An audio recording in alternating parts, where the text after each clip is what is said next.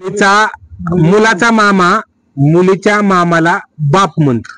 थांबा, तुम्ही डायरेक्ट नका सांगू, थोडं थोडं सांगा. हा का? मुलाचा मामा मुलाचा मामा मुलीच्या मामाला बाप म्हणतो.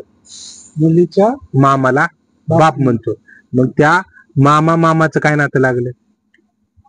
बहीण भाऊच लागले काय, नाही तर साडू सहा.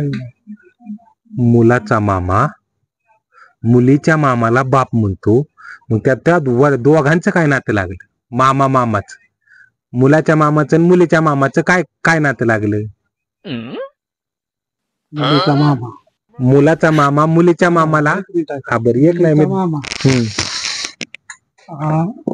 मुलाच्या बापाला मामा म्हणतो. मुलाचा मामा मुलीच्या मामाला बाप म्हणतो. हा तेच की, मुलीचा मामा मुलाचा मामा मुलाचा मामा हा मुलीच्या मामाला हा बाप म्हणतो. मग मामाचं काय नातं लागतं? मुलाच्या मामाचं आणि मुलीच्या मामाचं काय नातं आहे?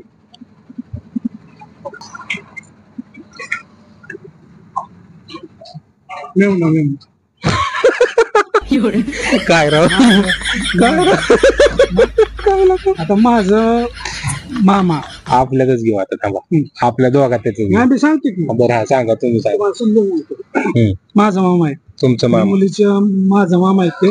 हा मुलीच्या मामाला बाप म्हणतात. एक मिनिट ऐका की, माझा मामा आहे ते, त्यांची मुलगी मी केली ऐका. ती बापाला मामाच म्हणते ना, माझ्या बापाला बाप मामाच म्हणते आणि मी बी त्याच्या बापाला मामाच म्हणतोय. मग मग तुमचं आणि मुलीचं काय नातं लागलं?